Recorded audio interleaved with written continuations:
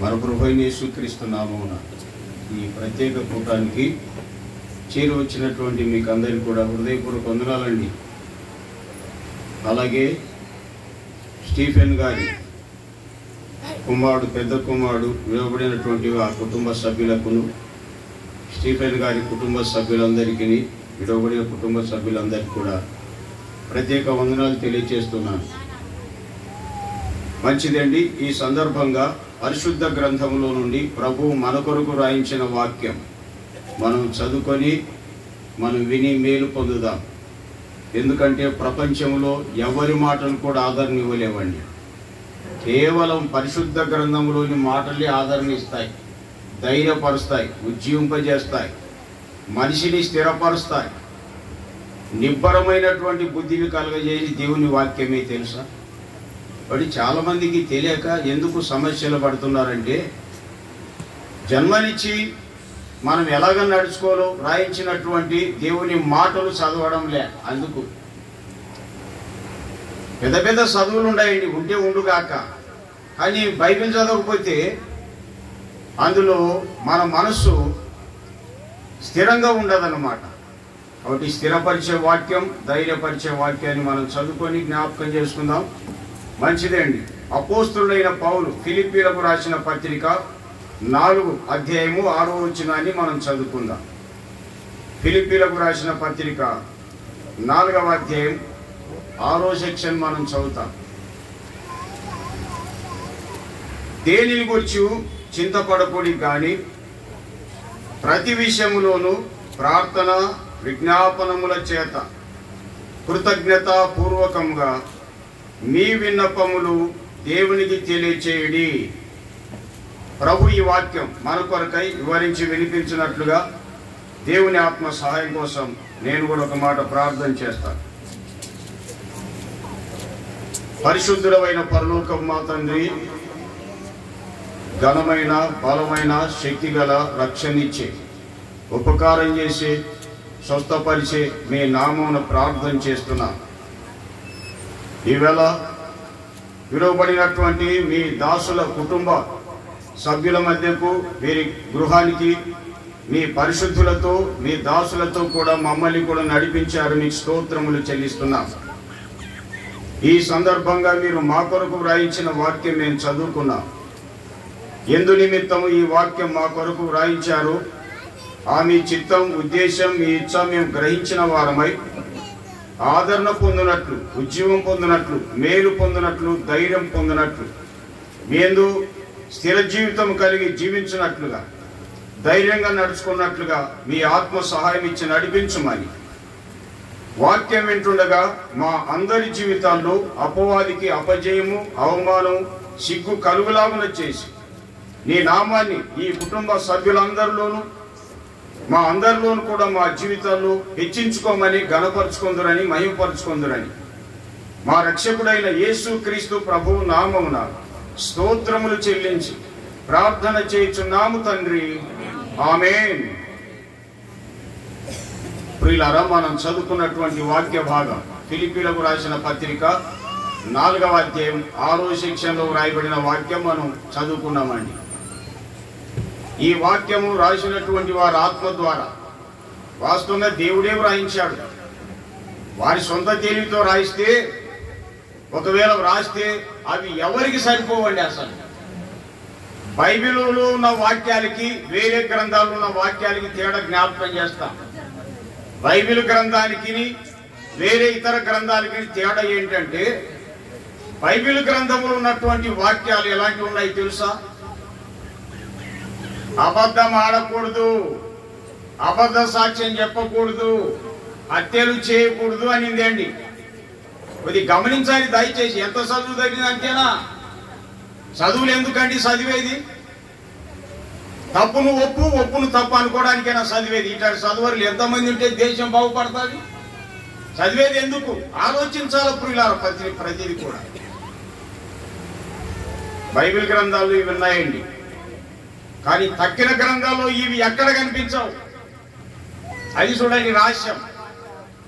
మానవులు సంపూర్ణ మానవత్వం కలిగి నడుచుకునే విధానాలు తక్కిన ఏ గ్రంథాలు మనం చూడలేము. అంతే. పైకి కనపడాల్సిందే అంటే ఒరిజినాలిటీ ఉండదండి అసలు. కాబట్టి ఈవేళ మీరు గమనించండి, అబద్ధం ఆడకూడదు, దొంగతనం చేయకూడదు, హత్యలు చేయకూడదు అనేది మేలా కాదా? మీరే గమనించండి. మేలైనవి ఈ బైబిల్ గ్రంథంలో మనకెందుకు కనపడతాయంటే మన ఆత్మలకు తండ్రి అయిన దేవుడు మన కోసం రాయించాడు. అది రహస్యం. ఇప్పుడు పిల్లల యొక్క క్షేమం తల్లిదండ్రులకు తెలుస్తుంది అండి, తండ్రికి తెలుస్తుంది. అందుకే ప్రపంచ ప్రజలందరూ కూడా ఆయన సంతానమైనటువంటి ఈ ప్రజలు ఎలాగ నడుచుకోవాలో మన తండ్రి అయిన దేవుడు ఈ గ్రంథంలో చాలా విషయాలు రాయించాడండి. అసలు మొదట ఆయనే రాశాడు తెలుసా? దశాజ్ఞలు అంటారు. నిర్గమాకాండంలో 20 అధ్యాయంలో మనం చూస్తాం. ద్వితీయోపదేశ కాండం 5వ అధ్యాయంలో మనం గమనిస్తాం. 10 ఆజ్ఞలు ఉన్నాయి తెలుసా?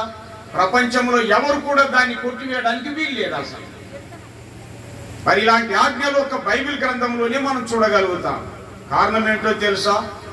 మన ఒరిజినల్ తండ్రి అయిన దేవుడు ప్రపంచ ప్రజలం అందరండి. నువ్వు ప్రార్థనకు వచ్చినా రాకపోయినా, నమ్మినా నమ్మకపోయినా, మొత్తం నువ్వు కూడా దేవుని సంతానమే. కాబట్టి నువ్వు ఎలాగా జీవించాలో, ఎలాంటి పనులు చేయాలో, ఏవి చేయకూడదో చట్టంలో రాయబడి ఉన్నాయి. కాబట్టి ఇలాంటి విధానాలు బైబిల్ గ్రంథంలోనే చూడగలుగుతాం. తక్కిన ఏ గ్రంథాల్లో చూడలేము. కొన్ని గ్రంథాలు ఉన్నాయనుకోండి, అసలు వాళ్ళకే ఇష్టం లేదు తెలుసా? కొందరికి వాళ్ళే ఇష్టపడుతున్నారండి. కారణం ఏంటి? ఎందుకంటే మనుషుడు తమ సొంత ఆలోచనతో జ్ఞానంతో రాసినవి అవి. అందుకే కొందరికి అసలు అవి సరిపోవడం లేదండి అసలు. కానీ బైబిల్ వాక్యాలు తెలియక మనం వ్యతిరేకించాల్సిందే, కానీ తెలిసినట్లయితే తప్పనిసరిగా తల వంచాల్సిందే. అది అందుకనే మనందరి పరిశుద్ధ పరమాత్ముడు మన కొరకు వ్రాయించిన వాక్యం మనం చదువుకున్నామండి. రాసినటువంటి వ్యక్తి కూడా ఒకప్పుడు వ్యతిరేకి, కానీ దేవుని ఎప్పుడైతే తెలుసుకున్నాడో ఆత్మపూర్ణుడై ఈ వాక్యాలు రాశాడు. దేవుడు రాయమన్నాడు, ఆయన రాశాడు. అది చూడండి ఏం రాశాడు. 4వ సెక్షన్ మనం చదువుకుందాం. ఫిలిప్పీ పత్రిక 4వ అధ్యాయము 6వ సెక్షన్ ఇలా కనబడుతుంది అండి. ఏమనింది బాబు?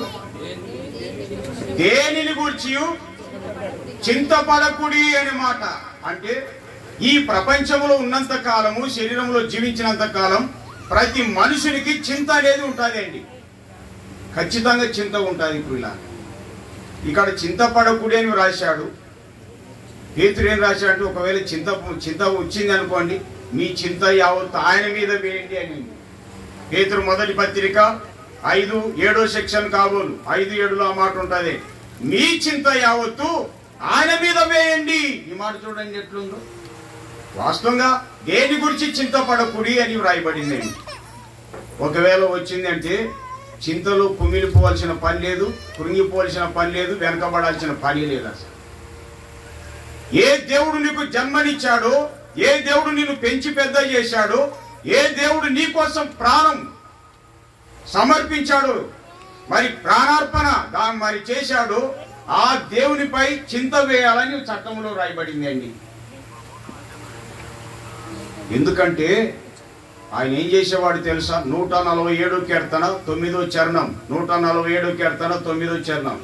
బైబిల్ నువ్వు ఇదేంటి బాబు, నీకు బైబిల్ చేయడానికి రాజేమోలే, ఇంకా ఏం చేస్తాం? అన్ని తెలుసు. పశువులకును పిల్ల కాకులకును అబ్బో పశువులకు కూడా ఇస్తున్నాడంట. చూడండి, అది చూడండి ఎట్లుందో. పిల్ల కాకులు ఉంటాయంట, తల్లికి ఆహారం దొరకవంట. ఒక్కోసారి నేను స్టన్ అయిపోయింది ఇవన్నీ చదివినప్పుడు. పిల్లలకి ఆహారం కాకులకు దొరకవు ఒక్కోసారి, అవి అరుస్తూ ఉంటాయంటండి. కాబట్టి అరుచుచుండు పిల్ల కాకులకు ఏం చేస్తాడు ఆయన? ఆహారము చూడండి, ఆహారం ఇస్తాడు. అసలు మనకు అంతుబట్టని విషయాలండి. మనం పక్షుల కంటే శ్రేష్ఠులమా కాదా?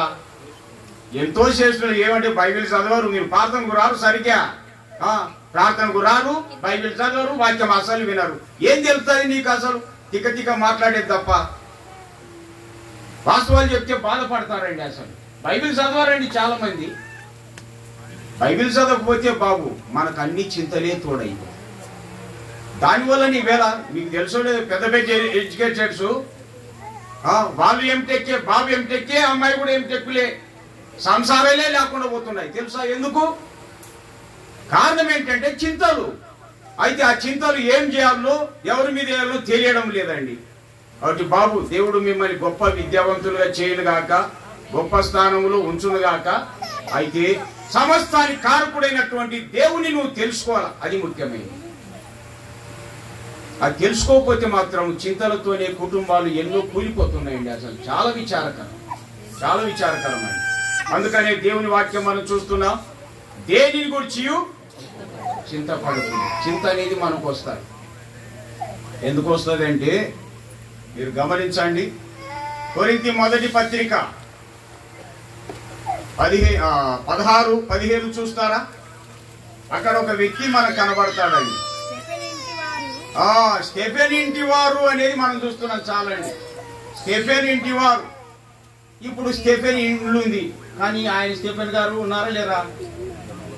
లేదు, ప్రభు దగ్గరికి వెళ్ళిపోయి ఈ went to be with the lord for ever and ever. అంతే, ఆయన ప్రభుతో ఉండడానికి వెళ్ళిపోయాడు. ఆయన పెద్ద కుమారుడు కూడా వెళ్ళిపోయాడు కదండి, అది కూడా విచారం. ఆయన కూడా వెళ్ళిపోయాడు. కుటుంబ యజమానులు లేకపోతే విడవబడిన కుటుంబాలకి ఏమొస్తుంది? ఏముంటుంది అండి? చింత సహజంగా వచ్చేస్తుంది అండి. అసలు చింత అనేది వచ్చేస్తుంది. ఎట్లా మా లైఫ్ ఎలాగా అన్నటువంటి చింత ఖచ్చితంగా వస్తుంది అండి. కానీ దేవుని చట్టంలో మనం చూస్తున్నాం, దేని గురించి చింత పడకూడదు. నిజమే, మరి ఆయన పెద్ద కుమారుడు వెళ్ళిపోయాడు, కుటుంబం ఉంది. తర్వాత యజమానుడు వాళ్ళ తండ్రి స్టీఫెన్ గారు వెళ్ళిపోయారు, కుటుంబం ఉంది. మరి స్టీఫెన్ కుటుంబము ఎలాంటిదో తెలుసా? ఇక్కడ వాక్యములు మనం జ్ఞాపకం చేసుకుంటున్నాం. స్టీఫెన్ కుటుంబం, స్టెఫెన్ అన్నటువంటి వ్యక్తులు ఇద్దరు కనపడతారు క్రొత్త నిబంధనలో. ఇద్దరు ఉన్నారండి. అపోస్తుల కార్యాలు 6వ అధ్యాయంలో 1 నుండి మనం చూస్తాం 7 వరకు. అక్కడ ఒక స్టెఫెన్ కనబడతాడు. ఇక్కడ కొరింథీ మొదటి పత్రిక, మరి ఇప్పుడు మనం చదువుకున్నాం కదండి 16-15లో. ఈ వ్యక్తి కొరింథీ మొదటి పత్రిక 1:16లో కూడా చూస్తామన్నమాట. స్టెఫెనాస్ అని చెప్పి అంటారు. స్టెఫెన్ అంటే కిరీటము అనేది ఒక అర్థం ఉంది అండి. కాబట్టి ఇంటికి కిరీటం లేకపోతే వారి హోదా, వారి ఘనత, వారి స్థానం లేకుండా ఉండేటువంటి ప్రమాదం ఉంది, కనిపించకుండా ఉండే ప్రమాదం ఉంది. కిరీటం ఉంటే ఆ హోదా కనపడుతుంది, ఆయన స్థానం కనపడుతుంది, ఆయన అధికారం కూడా కనపడుతుంది అండి. అలాగా కనిపించేటువంటి కిరీటమే లేకపోతే కుటుంబ సభ్యులకు చింత అనేది వచ్చేస్తుంది. మరి స్టీఫెన్ గారు లేరు, స్టీఫెన్ గారి కుటుంబం ఉంది. ఈ కుటుంబం అంతా ఎలాంటి తెలుసా? వాక్యములు మనం చూస్తున్నాం. కొరింథీ మొదటి పత్రిక 1:16లో ఇలా చూస్తున్నామండి. స్టెఫెన్ ఇంటి వారు మొదటి అధ్యాయము 16 చదవాలి. కాబట్టి స్టెఫెన్, నేను మొదటి అధ్యాయం చెప్పాను, మీరు అదే చదువుతున్నారు. ఓకే, స్టెఫెన్ ఇంటి వారికి చూడండి, స్టెఫెన్ లేవు కానీ ఇంటి వారు ఉన్నారు. స్టెఫెన్ ఇంటి వారు అందరూ బాప్తిసం తీసుకున్నారంటే ప్రభుని నమ్ముకున్నారా లేదా? వీళ్ళు స్టెఫెన్ ఇంటి వారంతా ప్రభుని నమ్ముకున్నారు. ప్రభుని నమ్మినారంటే దాని అర్థం ఏంటో తెలుసా? నమ్మినటువంటి వారు రోమా పత్రిక 3:24 సెక్షన్ ప్రకారం, రోమా 3:24 సెక్షన్ ప్రకారంగా, కాబట్టి నమ్మువారు ఆయన కృపచేతనే క్రీస్తు యేసునందలి విమోచనం ద్వారా ఉచితముగా ఉందా లేదండి? ఉచితముగా నీతిమంతులు అనే మాట ఉంది అండి అసలు. కాబట్టి స్టెఫెన్ ఇంటి వారు ప్రభు అయిన యేసుక్రీస్తు నమ్మినటువంటి వారు. స్టెఫెన్ ఇంటి వారు నీతిమంతులుగా తీర్చబడిన వాళ్ళు. చూడండి ఎలా పడుతుందో. స్టెఫెన్ ఇంటి వారు బాప్తిస్మం తీసుకున్నారు, ఉందా లేదండి? అక్కడ ఉంది కదా. స్టెఫెన్ ఇంటి వారు ఇంకా మనం ఆలోచన చేస్తున్నాం, సంఘములో చేర్చబడినటువంటి వారు, సంఘ సహవాసం కలిగినటువంటి వారు. 2:47 అపోస్తుల కార్యాలు 2:47 మనం గమనిస్తాం. కొరింథీ పత్రిక, కొరింథీకి సంబంధించినటువంటి స్టెఫెన్ కాడ మనం చూస్తున్నామండి. ఇతడు కూడా కొరింథీ సంఘములో ఉన్నాడు. అపోస్తుల కార్యాల్లో ఉన్నటువంటి 6వ అధ్యాయంలో స్టెఫెన్ యెరూషలేం వారు. అదేంటి ఇక్కడ ఉన్నటువంటి స్టెఫెన్ కొరింథీకి సంబంధించిన వాడు. మీరు గమనించాలన్నమాట. పేర్లు ఒకటి ఉంటే అందరూ ఒకటి అనుకుంటారు, పొరపాటు పడతాం ఒక్కోసారి. కాబట్టి స్టెఫెన్ ఇంటి వారిని మనం జ్ఞాపకం చేసుకుంటున్నాం. వారు ప్రభు నమ్మిన వారు, రెండు, వారు నీతిమంతులుగా తీర్చబడిన వారు, వారి కుటుంబం బాప్తిసం పొందింది, వారి కుటుంబం సంఘంతో సహవాసం కలిగి ఉంది. మాత్రమే కాదు, ఇప్పుడు 16-15 కొరింథీ మొదటి పత్రిక 16-15 బాబు, 5వదిగా మనం చూస్తున్నాం. వారు పరిశుద్ధులకు పరిచర్య చేయుటకు తమను తామే అప్పగించుకున్నారు. ఏం బాబు, మొదటి నుండి పరిచర్య చేస్తూనే ఉండారండి. ఈ స్టెఫెన్ లేదు, ఆయన పెద్ద ఆయన లేడు, మరి కుమారుడు కూడా లేడు, అయినా దేవుని పరిశుద్ధులకు పరిచర్య చేసేటువంటి కుటుంబం. ఎప్పుడన్నా మీరు పరిచర్య చేయకుండా పంపినారమ్మా? నో, పరిచర్య చేసే కుటుంబం వాక్యం చెప్తుంది అండి అది. కాబట్టి పరిచర్య చేసినటువంటి కుటుంబం. 6వదిగా మనం చూసినట్లయితే, ఇంక ఇప్పుడు తర్వాత కంటిన్యూ చదవండి. ఆ దినాల్లో అకయ్య యొక్క ప్రథమ ఫలము అంటే, అకయ్య అన్నటువంటి ఒక ప్రాంతం, ఒక జిల్లాకు సంబంధించింది. ఎవరు నమ్ముకున్న వాళ్ళందరూ మొదట ఆ ఇంటికే వస్తారు. చాలా భారంతో కూడిన పని అండి. పూర్వకాలంలో సంఘాలు తక్కువగా ఉండేవి కాబట్టి ఎక్కడెక్కడ వాళ్ళ నమ్మిన వాళ్ళ ఇళ్ళకు మాత్రమే వచ్చేవాళ్ళండి.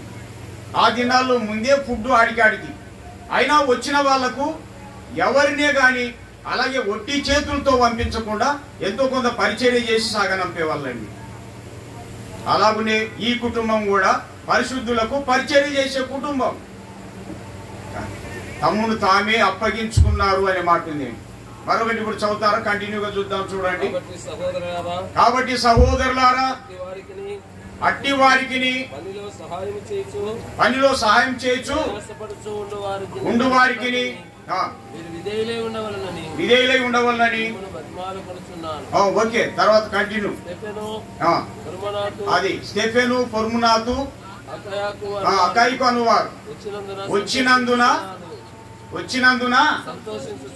సంతోషించుచున్నాను. మీరు లేని కొరతను స్టెఫెన్ ఇంటి వారు దైవజనుల కొరతలను తీర్చేటువంటి వారు. అది చూడండి, అసలు దైవజనుల కొరతలను తీర్చేటువంటి వారు. అక్కడ ఆ స్టెఫెన్ కనపడుతున్నాడు, ఇక్కడ ఈ కుటుంబం కూడా కనపడుతుంది. స్టెఫెన్ ఇంటి వారు దైవజనుల కొరతలను తీర్చేవారని చూస్తున్నారు. 7వది ఆఖరిగా మనం జ్ఞాపకం చేసుకున్నట్లయితే ఏమని తెలుసు అక్కడ? వారు మీకును నా ఆత్మకును మీకును మీ ఆత్మకును ఏం కలగజేశారు? సుఖము కలగజేశారు. ఎవరు లేకుండా ఆ ఇల్లుంటే చాలండి, వారు ఉంటే చాలండి. కాబట్టి కొరతలు తీర్చేటువంటి వారిలో స్టెఫెన్ ఇంటి వారు ప్రాముఖ్యం కనబడుతున్నారు. సుఖం కలగజేసేటువంటి వారిలో స్టెఫెన్ ఇంటి వారు కనబడుతున్నారండి. తద్వారా వారికి ఏమనిందండి? ఆఖర సన్మానం అన్నటువంటిది కనబడుతుంది అండి. సన్మానం అన్నటువంటిది ఏమనింది? చదువుతారా? సన్మానించండి, అట్టి వారిని సన్మానించండి అని వాక్యములు కనబడుతుంది. కాబట్టి ప్రియులారా, సన్మానమునకు మరి అర్హత, ఆధిక్యత పాత్రులైనటువంటి ఈ కుటుంబాన్ని, స్టెఫెన్ కుటుంబాన్ని మనం చూస్తున్నాం. కాబట్టి యేసుక్రీస్తు ప్రభువులు ఉన్నటువంటి ఈ కుటుంబం, మరి యజమానులు లేరు కాబట్టి చింత అన్నటువంటిది సహజంగానే వస్తుంది. అయితే ఇందులో మనం గమనించాలా, యేసుక్రీస్తు ప్రభువులో ఉన్నటువంటి నీతిమంతులైనటువంటి కుటుంబం. కాబట్టి ఈ కుటుంబం ఎడల చింత ఉన్నా మరి ప్రభు ఏం చేస్తున్నాడు తెలుసా? 37వ కీర్తన 25వ చరణం కాబోలు చదువుతారా? 37వ కీర్తన 25వ చరణం ఏమనింది అండి? 30 నేను చిన్నవాడనై ఉంటిని. చూడండి, దావీదు చెప్తున్నాడు, నేను చిన్నప్పటి నుండి చూస్తున్నా అంటుండే. ఆయన నీతిమంతులను, దేవుని నమ్మిన ప్రజల్ని చూస్తున్నా అంటే చిన్నప్పటి నుండి చూస్తున్నాడు. ఇక ముసలివాడైనాక ఏం సాక్ష్యం ఇస్తున్నాడు తెలుసా? ముసలివాడై ఇప్పుడు ఏం చెప్తున్నాడు తెలుసా? అయినను నీతిమంతులు విడవబోట గాని వారి సంతానం భిక్షమెత్తుట గాని నేను చూచి ఉండలేదు అన్నాడు. ఏం మాట చూడండి, ఏం మాట చూడండి. కాబట్టి స్టెఫెన్, విడవబడినటువంటి స్టెఫెన్ కుటుంబ సభ్యులారా, మీ కృతజ్ఞతలు చెప్పి తెలియజేసేది ఏమిటంటే, దేవుడు ఎన్నడూ విడిచిపెట్టాడు. ఎందుకంటే ఆయన ఎందు మనం ఉన్నాం, ఆయన నమ్ముకున్నాం, ఆయన నామమున బాప్తిసం పొందాం, నీతిమంతులుగా తీర్చబడ్డాం, పరిశుద్ధులకు పరిచర్య చేస్తున్నారు, కొరతల్ని తీరుస్తున్నారు, సుఖం కలగజేస్తున్నారు, సన్మానానికి పాత్రులుగా చేశారు. కాబట్టి దేవుడు ఎన్నడూ విడిచిపెట్టేవాడు కాదండి. అసలు యజమాని లేకపోతే ఎన్నడూ విడిచిపెట్టారు. రాజులు 2వ గ్రంథం 4వ అధ్యాయం మీకు తెలుసు కదా. ఒక విధవరాలు యజమాని కోల్పోయిందండి, 2 కుమారులు. అందులో అప్పులు ఉన్నాయంట, మీకు తెలుసు కదండి. అప్పులవాడు వచ్చి ఏం చేశాడు, 2 కుమారులను బానిసలుగా పట్టుకోవాలని వచ్చాడండి. అసలు కడతారా పిల్లల్ని ఇచ్చేసేయండి అంటే ఆ తల్లి హృదయం తరకపోయింది. ఎక్కడికి వెళ్ళింది అండి ఆమె? ప్రవక్త దగ్గరికి వెళ్ళింది. అది చూడండి, బైబిల్లో చరిత్ర అండి ఇది, కథలు కాదు తెలుసా. ఈవేళ మనం కూడా వీటిని గమనించి తొందరపడకుండా నిబ్బరం కలిగి, ఆ రోజు ఆయన ప్రవక్త కంటే గొప్పవాడు ఎవరు? ప్రభు అయినా యేసుక్రీస్తు. తెలుసా, మీరు ప్రవక్తగానే అనుకుంటారు, ప్రవక్త కంటే గొప్పవాడిని అని ఆయనే తేల్చి చెప్పాడు. తెలుసా, అందరు ప్రవక్తలు తల్లిదండ్రులకు పుట్టారు, యేసు ప్రభు కన్యకకు జన్మించాడు. అందరి ప్రవక్తలు మానవులుగా చనిపోయారు, సమాధిలో కూలిపోయారు. యేసు ప్రభు సమాధి చేయబడ్డాడు, చనిపోయాడు, సమాధి చేయబడ్డాడు, తిరిగి లేచినాడండి. కాబట్టి ఎంతో తేడా ఉంది తెలుసా. యేసు ప్రభుకు తగ్గినటువంటి ప్రవక్తలు చాలా తేడా ఉంది అండి. కాబట్టి ఈవేళమ్మ యజమానులు లేడా? ఆ తల్లి ప్రవక్త దగ్గరికి వెళితే ఆయన చెప్పిన ప్రకారం చేసింది. అప్పులు పోయినాయి, వాళ్ళు పోషింపబడ్డారు. దేని గురించి చింతపడకూడి, మీ చింత యావత్తు అది చూడండి. దేని గురించి చింతపడద్దు, ఆయన మీద వేయండి అనే మాట చూడండి. వాక్యాలు ఇవ్వండి. ఇంకొక ఆమె మీకు తెలుసు, సారెపద్దు సిరి తెలుసు కదండి. ఎంతమంది పిల్లలమ్మా ఆయనకి? కుమారులు ఎంతమంది ఆమెకి? ఎంతమంది ఉన్నారు కానీ మనకు ఒక్కడు మాత్రమే కనపడుతున్నాడు. ఆ దేశంలో కరువు వచ్చింది కదా, కరువు వచ్చింది, భయంకరమైన కరువు వచ్చేసింది. అయితే ఆమె మనసాక్షి కలిగినటువంటిది ఆమె తెలుసా. భయంకరమైన కరువు, లాస్ట్ ఎంతైంది? 12 పిండి మాత్రమేంది. ఎక్కడ గంపలు 12 పిండి అంటే ఇడికేరు అనుకుంటాను నేను. పుల్లలేరకడానికి పోయిందండి బయటికి. ప్రవక్త అక్కడ వచ్చేసినాడు. ఆయన దేవుడు ఏం చెప్పాడంటే, నిన్ను పోషించడానికి విధురాలికి ఆజ్ఞాపించిన అన్నాడండి. విధురాలికి చెప్పి ముందే ఇంట్లో ఏం లేవు సరుకులు, చూడండి సరుకులే లేవు, కానీ మనుషులు ఆజ్ఞాపించే ప్రేరేపణ అనమాట. మనస్సాక్షి ఉందా లేదమ్మా మీకు? కనీసం సంవత్సరానికి ఒకసారైనా దేవుని సేవకుని పెట్టినారా లేదా? పెట్టకపోతే ఇప్పుడైనా మీ ఇష్టం, నేను ఊరికే చెప్పడంలే. ఒక్క సంవత్సరానికి ఒక చుట్టం కూడా ఇంటికి రాడే. ఎట్ట దీవెన ఉంటుంది మన ఇళ్ళకి? చుట్టాలకు సంగతి అట్ట పెట్టండి. ఒక్క సేవకుడని వచ్చాడు అని మీ ఇంటికి. బాబు మీకు కూడా చెప్తున్నా, నేను ఊరికే నన్ను అట్లా నడిపిస్తున్నా కదా చెప్తున్నా, ఆ దీవెన నేను అనుభవిస్తున్నానండి. ఎందుకంటే ఆయన పేరు చెప్తే చాలంతే, వాళ్ళు ఎవరైనా కానీ అంతే. ప్రభుకు మనం స్థానం ఇస్తున్నాం. చూడండి, ఆయన వచ్చేయమని అడిగాడు, మీకు తెలుసు కదండి. అమ్మా నాకు నీళ్లు కావాలమ్మా అన్నాడు. నీళ్లు తేబోచుండగా అనే మాట ఉంది, ఉందా లేదా అండి? తేబోచుండగా. రాజుల మొదటి గ్రంథం 17వ అధ్యాయంలో మనం చూస్తాం ఈ చరిత్ర అంతా. రాజుల మొదటి గ్రంథంలో 17వ అధ్యాయం నుండి 17వ అధ్యాయం ప్రారంభం నుండి ఈ వచనాలన్నీ కనబడతాయండి. ఒక పారాగ్రాఫ్లో ఆయన మరి కిరీతు వాగు దగ్గర దాగి ఉన్నాడు. తర్వాత నీళ్ళు అయిపోయాక ఈ విషయం చెప్పాడు. నీళ్లు తేబోచుండగా మళ్ళీ పిలిచామా, నాకు ఒక అప్పం చేసుకోరా, ఒక రొట్టె చేసుకురమ్మా అన్నాడండి. ఆమె ఏమన్నా తెలుసా? యెహోవా జీవం తోడు, నీ జీవం తోడు, గంపలో 12 పిండి, గుడ్డిలో కొద్దిగా నూనె తప్ప ఏమి లేదయ్యా. ఇక వాటిని చివరిగా చేసుకొని నేను నా కుమారుడు చనిపోవాలని ఉన్నామని. ఆయన ఏమన్నాడు తెలుసా? అమ్మా చెప్పినట్లు చేయి, నీ పిండి అయిపోదు, నీ నూనె కూడా అయిపోదు అన్నాడు. మనం చెప్పినామనుకో మీరు మచ్చగా చెప్తారులే పాస్టర్స్ అంటే, ఇదే పదం అసలు మీ ఇష్టం. మన కోళ్ళు కూర్చొని తెల్లారుతాయనుకున్నారు. నో, ఎట్లయినా తెల్లబడతాయి తెలుసా. మీకేం చాలా మందికి తెలియదు ఇప్పుడు, ఎందుకంటే ఆ సబ్జెక్ట్ లేదు కాబట్టి నేను పూర్తి చెప్పడం లే. కాబట్టి దయచేసి గమనించండి. ఏమైంది? ఆమె వెళ్ళింది, రొట్టె చేస్తుంది, వాళ్ళ కొడుకు దగ్గరికి వచ్చింటాడా లేదా? నాకు అన్ని ఆలోచనలు వస్తుంటాయి. వాడు అమ్మ ఆకలిస్తుందమ్మా, నాకు కావాలమ్మా అని అడిగింటాడు. లేదు నాన్న, ముందు ఆయనకు దైవజనుడికి ఇచ్చి రావాలి. మనస్సాక్షి కలిగింది ఆమె. నా సేవకుడు వస్తాడు, నువ్వు ఖచ్చితంగా ఆహారం ఇవ్వాల్సిందే. మనస్సాక్షి మీకల్లా మనకందరికి మనస్సాక్షి ఉందా లేదండి? అందరికి ఉంది తెలుసా? ఏమంటే చంపుకుంటుంటాం అంతే. నీళ్ళు ఆయనకు నీకు చెప్తూనే ఉంటారు, నీళ్ళు ఇయ్యరు ఏమి ఇయ్యరు, మళ్ళీ నీళ్ళు ఇచ్చినాక అన్నం పెట్టాల్సి వస్తుంది. కానీ చాలా ఉన్నాయండి ఇలా చెప్పుకుంటూ వెళ్తే. మనస్సాక్షి పెట్టాడు ప్రతి వ్యక్తికి. మనస్సాక్షిని బట్టే మనం నడుచుకోవాలండి. అసలు నానా ముందు ఆయనకు పెట్టాలి నాన్న, తర్వాత నీకు చేస్తాలే. అంత ముందు ఆ పెట్టెడు పిండి చేసేసింది, తీసుకెళ్ళింది.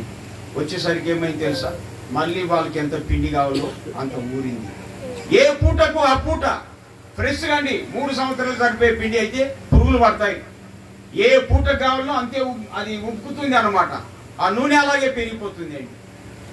ప్రవక్త తర్వాత ఆమె ఇంటి వారు ఇంకా ఎంతమంది వచ్చారో మొత్తం అనేకులు పోషింపబడ్డారండి. భయంకరమైనటువంటి కరువులు ఆ తల్లి, ఇంటివారు, మరి ప్రవక్త, ఆమె సంబంధికులు అందరూ పోషింపబడ్డారండి. అందుకే వాక్యం ఏం చెప్తుంది అంటే, దేని గురించి చింతపడకుడి.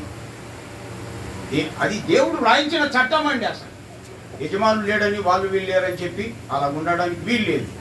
ఇక విడవబడినటువంటి కుటుంబ సభ్యులు ఆ దినాల్లో ఎలాగో ప్రవక్త దగ్గరికి వెళ్ళారు, ప్రవక్త చెప్పినట్లు నడుచుకున్నారు. ఈవేళ ప్రవక్త కంటే గొప్పవాడు మన ప్రభువైన యేసుక్రీస్తు. మన కోసం ప్రాణమే ఇచ్చాడండి. ఆయన మన కోసం ప్రాణం ఇచ్చాడు. కాబట్టి చింతపడకుండా మీ చింత యావత్తు ఏం చేయాలండి, ఆయన మీద వేయండి. క్రీస్తు మీద వేయాల, అది చూడండి. ఆయన మీద వేయండి అనే మాట ఉంది అండి. తర్వాత ఫిలిప్పీ 4:6 సెక్షన్ మళ్ళీ చదువుతారా? ఆయన మీద వేయాల. ఎందుకు వేయాలా చూడండి, దయచేసి చూస్తారా? ఫిలిప్పీ పత్రిక 4:6.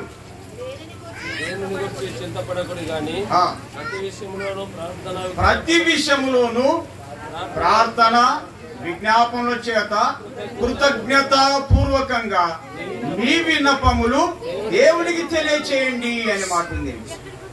ఎందుకు మరి దేవునికి తెలియజేయండి అంటే, ఏ దేవుడు? రకరకాలుగా ఆలోచన చేస్తారండి. మన వల్ల చదువుకుండేది ఎందుకు? ప్రతిదాన్ని దేవుడు అనడానికేనా? మీరే ఆలోచన చేయండి బాబు. అమ్మా కొద్దిగా క్రిస్టియన్లు 100కి చాలా మంది 90% సరిగ్గా ఎరగని వాళ్ళు ఉన్నారని నన్ను అడిగితే. క్రీస్తును సరిగ్గా ఎరగని వాళ్ళు ఉన్నారు. ఊరికే మీరేం బాధపడద్దు, ఉండే సంగతి చెప్తున్నా. పేరుకు మన క్రిస్టియన్స్ చర్చెస్ కు ప్రార్థనకు వెళ్తామే కానీ ఒరిజినాలిటీ లేదు. యేసుక్రీస్తు ప్రభువుని గురించి సరిగ్గా తెలియదండి చాలా మందికి. అసలు నీకెట్లా తెలుసాయి అంటే, మీరు ఒరిజినల్ కాదనేది గృహప్రవేశాలప్పుడు, పెళ్లిళ్ళ సమయంలో బయటపడతారు. పడతారా లేదా? ఈ పాస్టర్లు కూడా అట్నే తోడైనారు. కొందరు అంటే బాధపడతారు. మీరు బాధపడారు, మీ ఇష్టం. అంతా లైన్ తప్పిన వాళ్ళు చాలా మంది ఉన్నారండి. అసలు నన్ను అడిగితే ఏంది యేసు ప్రభు అంటే ఏమనుకున్నారు? కొంతైనా అర్థం కాదా? కొంతైనా అర్థం కాకపోతే ఎట్లా? పెళ్లి డేట్లు ఎలా నిర్ణయం చేస్తున్నారు? మీరే ఆలోచన చేయండి. యేసుక్రీస్తు ప్రభు మీ చింత యావత్ ఆయన మీద వేయండి, కృతజ్ఞతాపూర్వకం మీ విన్నపాలు దేవునికి తెలియచేయండి అనింది. ఆయన ఎవరో తెలుసా? రోమా పత్రిక 9:5 సెక్షన్ ప్రకారం, రోమా 9:5 ప్రకారం ఇలా చూస్తున్నాం. ఏమనింది? పితరులు వీరి వారు, శరీరం బట్టి క్రీస్తు వీరిలో పుట్టాను. ఈయన సర్వాధికారి అయిన దేవుడై ఉండి నిరంతరం స్తోత్రార్హుడై ఉన్నాడు. ఆమేన్. నిరంతరం స్తోత్రార్హుడు, పూజార్హుడు, పూజనీయుడు ప్రభువైన యేసుక్రీస్తే. అది చూడండి. మన చింతలను భరించేవాడు ఆయనే, మన చింతలను తీర్చివేసేవాడు కూడా ఆయనేనండి.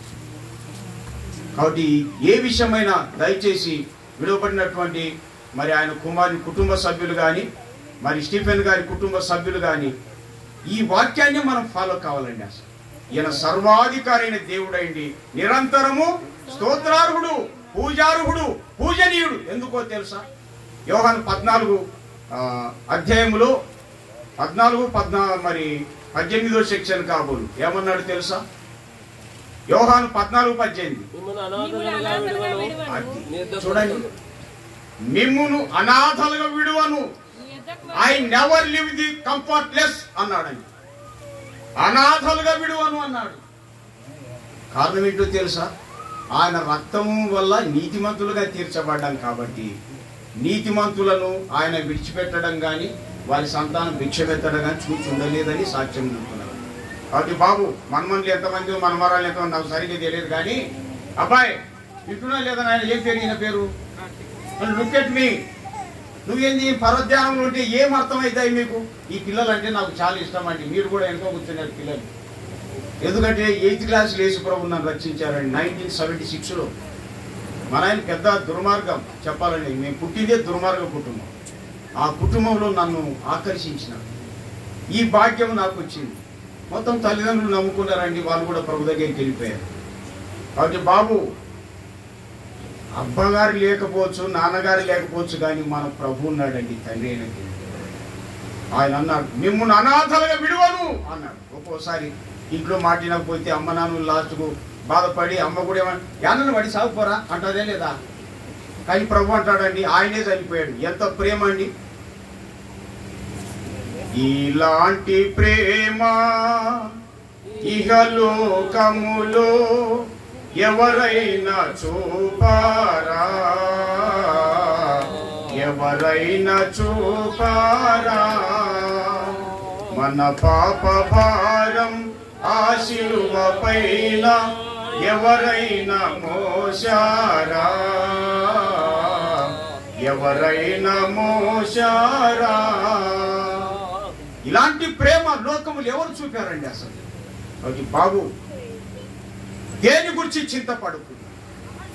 మీ చింత ఆయన మీద వేయండి.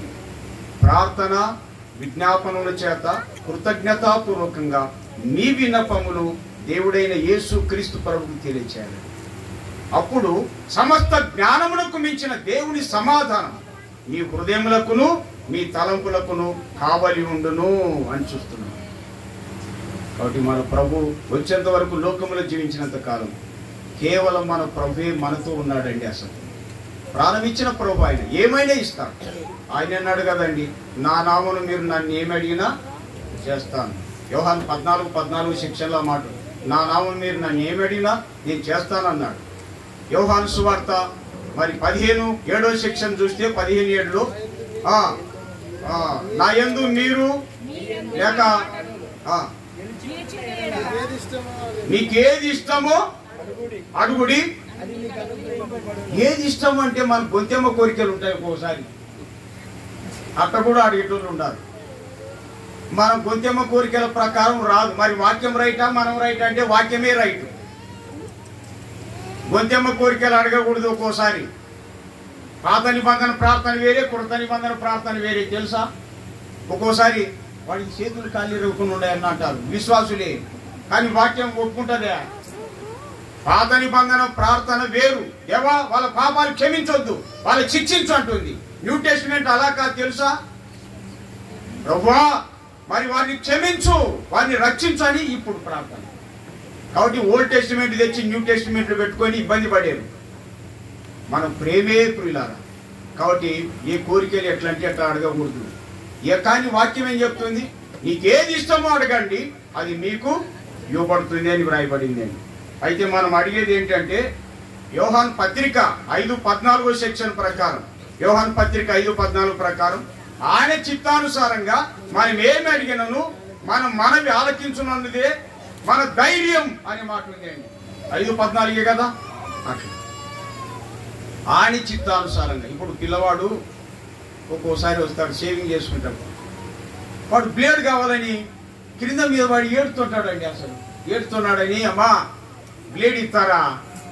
ఏడుతున్నాడు లేదు కానీ బ్లేడ్ ఇస్తారండి. అయ్యో ఎందుకు? వాడు వినలేదనుకో ఇంకా దెబ్బలే పడతాయి. ఇంకా కారణం ఏంటంటే వాడు అడిగేది నాకు ఇష్టం కాదు, ఎందుకంటే నష్టమైపోతాడు. అందుకే మనం కూడా ఒక్కోసారి గొంతెమ్మ కోరికలు అడిగేటప్పుడు ఎంత అడిగినా రావు మనకి. ఆయన చిత్తానుసారంగా మనం అడగాలి. అప్పుడే ప్రభు మనకు సాయం చేస్తాడు. బ్లేడు పని ఎప్పుడు అప్పగిస్తామంటే వాడు బ్లేడు వల్ల నష్టం ఏంటో లాభాలు ఏంటో తెలిసినప్పుడే బ్లేడు కొనుకరా, బ్లేడు దీనైనా అని చెప్తాం. అట్లా కాబట్టి దయచేసి విడబడిన కుటుంబ సభ్యులు ప్రభుని బట్టి ధైర్యం ఉండండి. మా యజమానులు లేరు కానీ ప్రభు ఏమన్నాడు? ఇదిగో సదాకాలం నేను మీతో కూడా ఉన్నాను. నిజంగా ఉన్నాడా? ఉన్నాడని రుజువు ఏమిటి? నేను వాక్యాన్ని మామూలుగా స్టడీ చేయను, ప్రాక్టికల్గా స్టడీ చేసుకుంటాను. ఇదిగో సదాకాలం నేను మీతో కూడా ఉన్నాను అన్నాడండి. నిజంగా ఉన్నాడని దానికి రుజువు లాస్ట్ చదువుతారు ఇంకా 24 లూకాసు వార్త 24:31 నుండి చూడండి.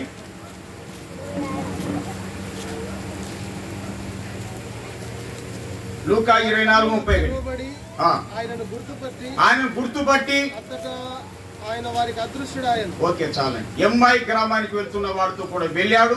సాయంకాలం వారితో కలిసి భోజనం సమయంలో ఉన్నాడు. రొట్టె విరిచి వారికి ఇచ్చారు. వారు తిన్నారు. తిన్న వెంటనే వారి కన్నులు తెరవబడ్డాయి. ఆయన యేసు ప్రభుని వారు గుర్తుపట్టారండి. గుర్తుపట్టిన వెంటనే ఏమయ్యాడు? ఆయన అక్కడే ఉండనే ఉన్నాడు. కంపల్లి అది రాసింది. అక్కడ ఉండనే ఉన్నాడు ఆయన. కానీ వాళ్ళకి అర్థమైనప్పుడు అదృశ్యుడైపోయినా, అంటే కనిపించకుండా అయిపోయినాడని. వెళ్ళిపోయినాడని కాదు, కనిపించలే అది. కాబట్టి యేసుక్రీస్తు ప్రభు అక్షరాల మనతో ఉన్నాడు, మన మధ్య ఉన్నాడు, మన ప్రక్కనే ఉన్నాడు. 4:17 తిమోతి 2వ పత్రిక. ఆయన ప్రక్కనే ఉంటాడు అని వ్రాయబడింది. ప్రియులారా, మాత్రమే కాదు, మనలోనే ఉన్నాడు ఆయన. చూడండి, మనతో ఉన్నాడు, మన మధ్య ఉన్నాడు, మన ప్రక్క. తిమోతి 2వ పత్రిక 4:17 సెక్షన్లో ఉంటుందండి. ఆయన మనలోనే ఉన్నాడు. యేసుక్రీస్తు ప్రభు మనలోనే ఉన్నాడండి. ఇక దేవునిగా ఆత్మగా మనలోనే ఉన్నాడు. కాబట్టి మనకి ఏ చింత ఉన్నా చింతలోనే మునిగిపోకుండా ఆయన పైన వేద్దాం. ఆయనే మనల్ని ఆదరిస్తాడు, ఆదుకుంటాడు, ఎన్నడూ విడిచిపెట్టాడని. కాబట్టి దయచేసి కుటుంబ సభ్యులతో, మరి విడవబడినటువంటి కుటుంబ సభ్యులు, మనమన్లు మనమరాళ్ళు ఎందరు ఉన్నారు, ఆ లాజరు కుటుంబ సభ్యులు మొత్తం మనమంతా ఆయనపై ఆధారపడి ధైర్యంగా ఉండాలని హెచ్చరిక చేయబడుతున్నా. ప్రభు ఈ వాక్యాలు మనకై దీవించును గాక. ఆమేన్. ప్రార్థన. ప్రేమగల ప్రభువా, మీకు స్తోత్రములు చెల్లిస్తున్నా. స్టీఫెన్ గారి విడవబడినటువంటి కుటుంబ సభ్యులందరికీ కూడా, అలాగే మీ వాక్యముల ద్వారా చేరి వచ్చిన మాకు అందరికీ కూడా మీ ఆదరణ, మీ ఆనందం, మీ తృప్తి, ఉజ్జీవం కలుగచేసి మహిమ పొందమని, మీ సమాధానం మా హృదయములకును అందరి తలంపులకును కావలి ఉంచి ఉన్నారని నమ్మి స్తుతిస్తూ కొనియాడుతూ మా రక్షకుడైన యేసుక్రీస్తు ప్రభువు నామమున స్తోత్రములు చెల్లించి ప్రార్థన చేయుచున్నాము తండ్రి. ఆమేన్.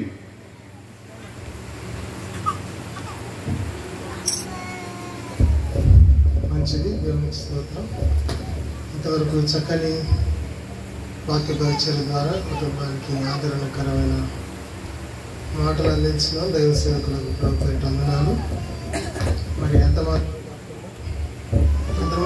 మాత్రమే కాకుండా ప్రియులారా, మరి ఇక్కడ ఉన్న సేవకులందరూ, మరి నేను చిన్నతనం నుంచి, నేను పుట్టకముందు నుంచి కూడా ఈ కుటుంబానికి పరిచయమైన వారే. శాంతంకులు, కేశవంకులు, ఏసన్న అంకుల్ గారు, రాజరావు అంకులు, ప్రభుదాస్ అన్న అయితే నేను, ఆశీర్వాదం అన్న వాళ్ళ నాన్న సామెల్ అంకుల్ గారు అయితే నేను, వారు పూర్వం నుండి మరి సంఘంలో సహవాసం కలిగి పరిచయం కలిగినటువంటి వారు.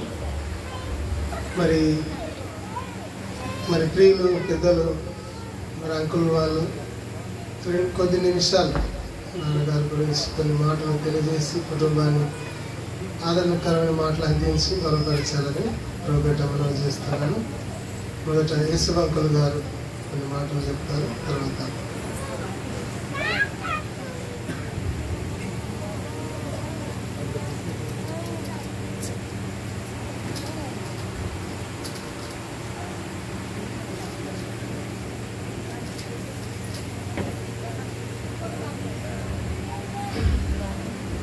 ప్రభునందు ప్రియమైన సోదరి సోదరులారా, మీ అందరికీ నా వందనాలు తెలియజేస్తున్నాను. స్టీఫెన్ సారు దాదాపు 30 సంవత్సరాల నుంచి నాకు పరిచయమే. అనేక సార్లు కలిసాము. శాంతయ్య సారు అక్కడ మీటింగ్, అక్కడ చర్చి పెట్టి అక్కడ వాక్యం ఉన్నప్పుడు అక్కడ ఉండేవాడు. అక్కడ ఉడక కలిసి ఉండేవారము. ఎక్కువ శివారెడ్డి దగ్గర ఉడక కలిసేవారు. స్టీఫెన్ చాలా ప్రేమతో ప్రేమించేవాడు, ఎక్కువ నగించేవాడు. చాలామంది మాటలు మాట్లాడితే ఎక్కువ నగించేవాడు. స్టీఫెన్ సారు చాలా ఆసక్తిగా చూపించేవాడు. అంతేకాదు,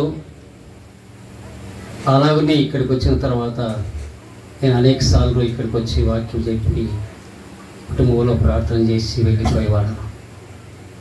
కనుక దేవుని గ్రంథంలో ఒక మాట ఏమందంటే, నీతిమంతుని జ్ఞాపకం చేసుకున్నట ఆశీర్వాదకరము అని జ్ఞాపకం చేసుకుంటున్నాం. కనుక ఆయన ప్రభువును నమ్ముకున్నాడు, ఇప్పుడు పరలోక రాజ్యంలో ఉన్నాడు. ఆ కుటుంబం కూడా ఆయన ద్వారా కుటుంబం వారందరూ నమ్ముకొని కుమారుడు సేవ చేస్తున్నాడు. ఈ కుటుంబం కోసము మనం మరవకుండా ప్రార్థన చేయాలని మనవి చేస్తున్నాం. కుమారులు ఉన్నారు, కూతురు ఉన్నారు. ఆలోనే పెద్ద కొడులు వారి కుమారుడు కూతురుడుగా ఉంటున్నారు. వారి కోసం మీరు మరవకుండా ప్రార్థన చేయాలని మనవి చేస్తూ ఉన్నాం. కనుక మీ అందరికీ నా వందనాలు. అంకుల్ గారు కూడా మాటలు తెలియజేస్తారు. వెనకాల అల్లరి చేయకూడదు, పిల్లలు సైలెంట్గా కూర్చోవాలి.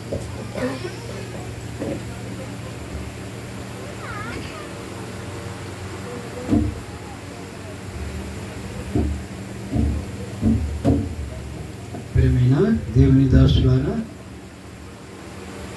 దేవుని దాసుడు మరి స్టెఫెన్ అన్నగారు, తిరిగి ఎలిషిక మరి అక్కగారు మాకు చాలా ప్రియమైన వారు. దేవుని మాటలతో మమ్మల్ని ఎంతో ఆదరించేవారు. మరి ఏ సంఘమైనా ఏ విశ్వాస అయినా బలహీనమైతే ఏందన్నా ఆయన ఇట్ట ఈయన ఇట్ట అని కొంచెం బాధపడేవాడు. కాబట్టి మమ్మల్ని అయితే ఇప్పుడు చాలా సన్నిహితంగా మంచిగా నవ్వుతూ మాట్లాడుతూ మమ్మల్ని ఆదరించేవాడు. కాబట్టి ప్రియులారా, ఖచ్చితంగా మా మధ్యకు వస్తుండు వాక్యం మరి చేత మమ్మల్ని హెచ్చరించాలన్నా అని ఈ రీతిగా అనేక సార్లు పిలిచేవాడు. ఆ రీతిగా కలిసిమెలిసి సహవాసంలో ఉండేవారు. కొంత అనారోగ్యం చేత ఇబ్బంది పడేటప్పుడు కూడా మరి పర్వాలేదులన్నా బాగుంది, ప్రార్థన చేయండి అని సారిసారికి హెచ్చరించేవాడు కూడా. ఆయన మన మధ్య లేకపోవడం చాలా లోటే. సేవకులను సంఘాలను ఆదరించేవాడు. ఎట్లన్నా కానీ అన్న దానమయ్య పెద్ద కుమారునికి మనం బాప్తిసం ఇవ్వాలా అని తీర్మానం చేయించి నాతోనే ఆ వేట్లో బాప్తిసం కూడా దానమయ్యకు ఇవ్వడం జరిగింది. కొంతకాలం బాగా సహవాసంలో దానమయ్య కూడా సంతోషంగా ఉండేవాడు. ఏంజిలమ్మ మరి సంతానం క్షేమంగా సంతోషంగా పలకరించేవాడు. కాబట్టి ఆశ్చర్యంగా తిరిగి దానమైన కూడా దేవుడు పరలోకం తీసుకొని వెళ్ళినాడు. దేవుని దాసుడు స్థెఫెనన్న దేవుని రాజ్యంలో ఉన్నాడు. వాక్యం అన్న ప్రకారం వారి విషయమై మనం చింత దిగులు లేని వారముగా, ఎందుకంటే వాళ్ళు స్వేచ్ఛగా ఉన్నారు. ఖర్జూరపు మట్టలు చేత పట్టుకొని భక్తులతో కలిసి దేవుని సన్నిధిలో తెల్లటి వస్త్రములు ధరించుకొని స్తుతి స్తుతి స్తుతి అని ఆరాధనలో వారి పరలోకములో ఉన్నారు. మనం చింతించి ఏమి చేయలేం. దేవుని రాజ్యంలో దేవుడు వారిని ఉంచుకున్నాడు. మనం కూడా ఒక దినం వెళుతాం, వారిని చూస్తాం, కలుస్తాం, సంతోషిస్తాం. ఆ నిరీక్షణ కలిగి యేసుక్రీస్తు మహిమ కొరకై ఈ కుటుంబం, లాజరస్ కుటుంబం, మరి కుమార్తె చక్కని చిన్నారి కుటుంబాలు కూడా ప్రభు కొరకు నమ్మకంగా సేవిస్తూ మనమందరం కూడా దేవుని రాజ్యంలో దేవుని దాసులతో కలిసి ప్రభుని ఆరాధిస్తాం. ఆ నిరీక్షణ కలిగి ప్రభు కొరకు జీవించాలని చాలా మంచివాడు స్తెఫెన్, ఎంతో ఆదరించేవాడు. మన మధ్య లేడు, దేవుని దగ్గర ఉన్నాడు. మనమైతే ధైర్యంగా ప్రార్థన చేసుకుంటూ ప్రభు రాకడ కొరకు సిద్ధపడి ఉండాలని ఈ మాటల ద్వారా మనం హెచ్చరించబడతా ఉన్నా. దేవుడి మాటలు మన కొరకై ఆశీర్వదించును గాక. మంచిది. పెద్దలు శాంతకులు గారికి ఈ మాటలు తెలియజేస్తారు.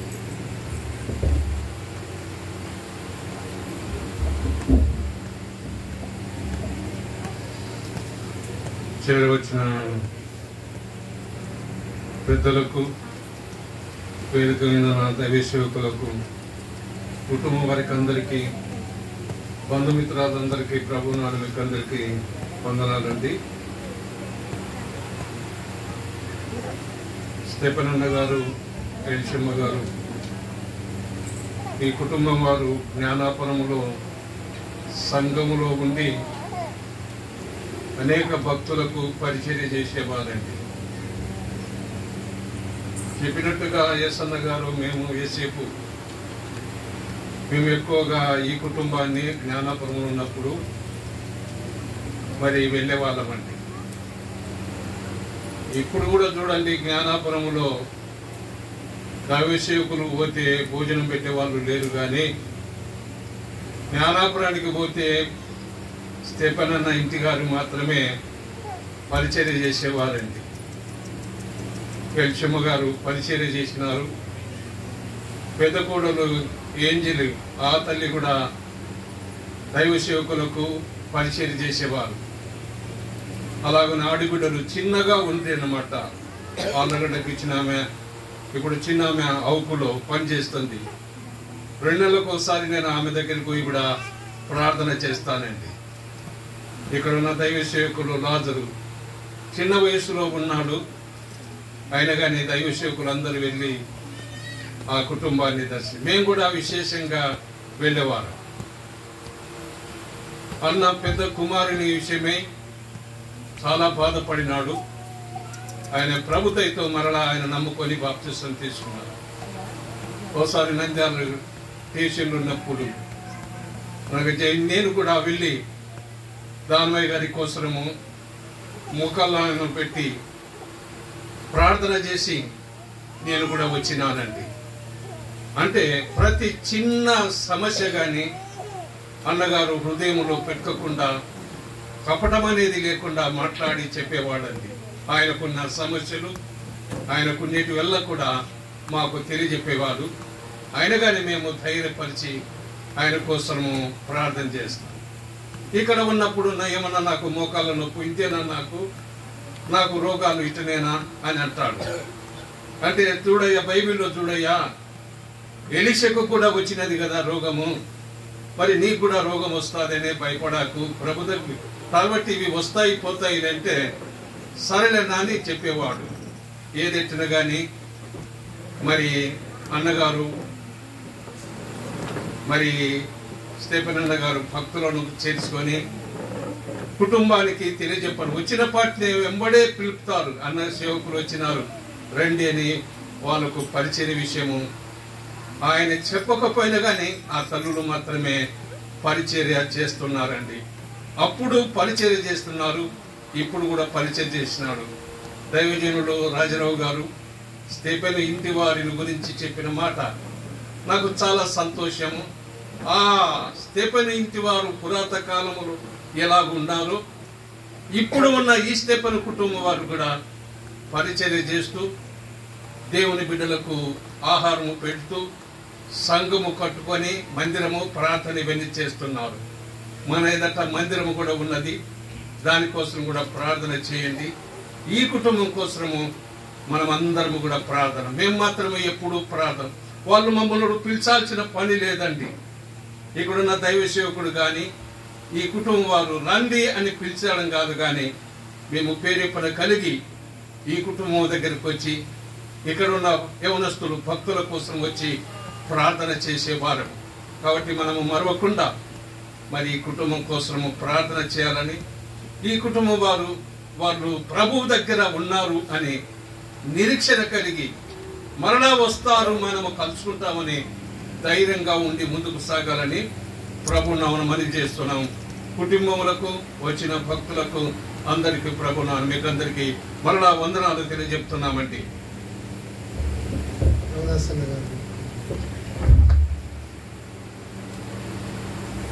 ప్రియమైన వాళ్ళారా, మీకు అందరికి వందనాలు. మరి ఇంతకుముందు చెప్పినటువంటి వారందరూ పెద్దలు, చాలా వారు పెద్ద వయస్సు కలిగిన వారు. నా చిన్న అనుభవంలో నేను కూడా సార్తో మరి కలిసి మరి సవాసం చేశాను. మరి నేను కూడా 12 సంవత్సరాల వయసులో ప్రభుని నమ్ముకున్నాను. అప్పుడు స్టీఫెన్ సారు ఎంతో నిండు మనసుతో ప్రేమించేవాడు. ఆప్యాయత, ప్రేమ ఎక్కువగా ఆయన కనపరిచేవాడు. దేవుని పిల్లలను చూసినప్పుడు ఎంతో సంతోషపడేవాడు. తర్వాత మరి మీటింగ్లకు, యాత్రలకు కూడా ఆయన వంటలు కూడా సిద్ధపరిచేవాడు, ఎంత టేస్ట్గా. అంత మాత్రమే కాదు, ఎవరైనా బాధలలో, కష్టాలలో ఉన్నాడంటే అటువంటి వారిని మరి పోనిచ్చేవాడు కాదు, ఆదరించి వారికి తగిన సహాయం కూడా చేసేటువంటి వాడు. ఎవరైనా చనిపోయినారంటే రాత్రంతా కూడా అక్కడే ఉండి వారి కుటుంబాలను ఆదరించేటువంటి వాడు. కాబట్టి దేవుని సేవలో భారం కలిగిన వాడు, దేవుని పని అంటే చాలా శ్రద్ధ గలవాడు, ఆసక్తి గలవాడు.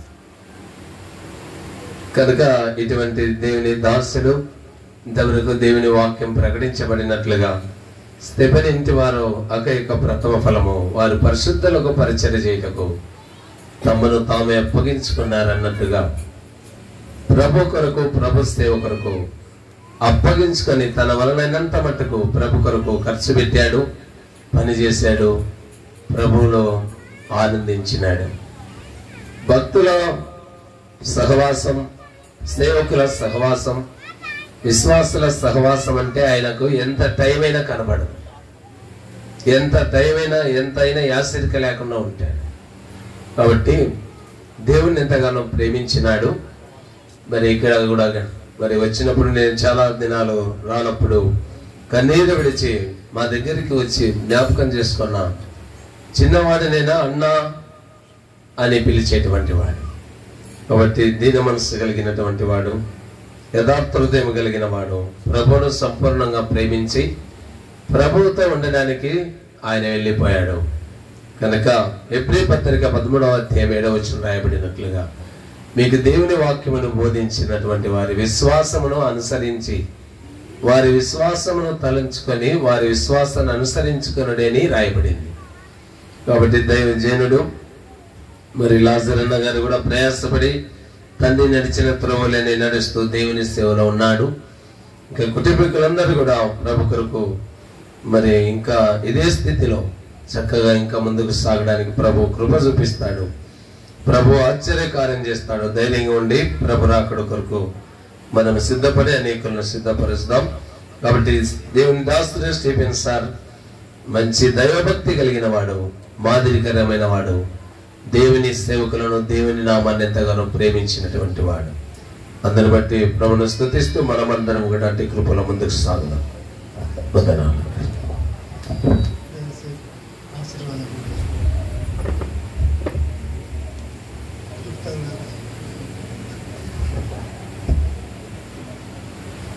యేసుక్రీస్తు నామములో అందరికీ వందనములు. మరి స్టీఫెన్ అంకుల్ గారు ఈ సమయాన్ని ఆయన పేరు జ్ఞాపకం చేసుకుంటుంటే ఆయన లేడు అనే సంగతి అది అబద్ధం అనిపిస్తుంది. అది నిజంగానే ఆయన ఉన్నాడు అన్నట్టు అనిపిస్తుంది. అది అయితే ఆయన లేకపోవడం కూడా మనకెంతో బాధాకరం. ఆయన ఉన్నప్పుడు మాతో పంచుకున్న కొన్ని మాటలు, మా నాన్నగారు మరి అంకుల్ గారితో ఎంతో సన్నిహితంగా ఉంటూ ప్రభు సేవలో మరి కలిసి ఎంతగానో ఎన్నో చోట్లకు వెళ్ళి సేవ చేశాడని నాతో చాలాసార్లు పంచుకున్నాడు. నిజానికి అంకుల్ కూడా మరి ఫోన్ చేసి చాలాసార్లు రండి అన్న, చిన్నవాడినైనా కానీ అన్న రండి అన్న, మీరు రాకపోతే మాకెంతో బాధాకరంగా ఉన్నది అని ఫోన్ చేసి మరీ ఫోన్ చేసి రాకపోతే వచ్చేంతవరకు విడిచిపెట్టేవాడు కాదు. నువ్వు రావాల్సింది ఎట్లన్నా కానీ, నువ్వు రాకపోతే ఎట్లయితుందని, రాకపోతే ఒకవేళ కొట్లాడి కూడా ఫోన్లో మాట్లాడి పిలిచేవాడు. అంత ప్రేమ చూపిస్తాడు. వచ్చిన తర్వాత కనీసం ఏ టైం అన్నా రాని, ఉదయము సరే నేను అంకుల్ పని ఉంది నేను వెళ్తాను, కొద్దిసేపు నీతో మాట్లాడతాను, నువ్వు వచ్చినావు కదా నువ్వు కూర్చోవాలి అంతే, నువ్వు వచ్చాడు రావడం నీ పని, ఇంకా పోయేది ఇంకా నా చేతిలో ఉంది అంటాడు. ఇంకా పోనీయాడు. టిఫిన్ పెట్టాల్సింది, ఖచ్చితంగా టిఫిన్ తినేవాలి. టిఫిన్ తిన్న తర్వాత కొద్దిసేపు మాట్లాడతాడు, మాటలు పెడతాడు, మళ్ళీ మధ్యాహ్నం అన్ని తినిపోవాలంటాడు. పోనీయడు. ఇంకా ఎన్ని పనులు ఉండే కానీ ముందు నన్ను చూసి నువ్వు పోవాలంతే. ప్రేమ అనేది అంత బలవంతంగా ప్రేమ చూపిస్తాడు. అంటే సేవకులనంటే అంత ఆసక్తి, ప్రేమించే విధానం కూడా, ఆతిథ్యం ఇచ్చే విధానంలో కూడా అంతగా ప్రేమిస్తాడు. సేవ విషయాలు కూడా చాలా పంచుకున్నాడు నాతో. మరి సేవ కూడా మేము చాలా కష్టపడి సైకిళ్ళు దొక్కుంటూ నడిచి ప్రయాణాలు చేసి అనేక విధాలుగా ఆకలి దప్పులతో ఎన్నో ప్రయాణాలు చేసి సేవ చేశాం. అయితే ప్రభు కృప చేత వైష్ణవులు కూడా సంఘం కట్టుకున్నామని చెప్పాడు. అయితే లాజర్తో ఒక మాట ఏమిటంటే, మరి తండ్రి ఒక ఆస్తిని ఇచ్చిపోయాడు. అదే ఆస్తి సంఘం. ఆ సంఘమే మరి ఒక ఆస్తి కాబట్టి, బైబిలే ఒక ఆస్తి, భక్తి ఒక ఆస్తి. దేవుడు ఇచ్చిపోయాడు, తండ్రి గారు ఇచ్చిపోయారు. మరి ఆస్తిని కాపాడుకోవడం చాలా అద్భుతమైన విషయం. అది ఆ విషయంలో మరి అంకుల్ గారు లేకపోవడం మరి ఎంతో బాధాకరం. అయినా కుటుంబానికి నేను చెప్పే ఒక మంచి సందేశం ఏంటంటే, దైవజనులు చెప్పిన విధంగా దేవుడి గురించి చింతపడకుడి, మన చింత యావత్తు ఆయన మీద వేయుడి. అంతకంటే ముందు వచ్చిన అదే ముందు మాటలో ఒక మాట చెప్తున్నాడు, ఆయన మిమ్మల్ని గురించి చింతించుచున్నాడు అంటున్నాడు.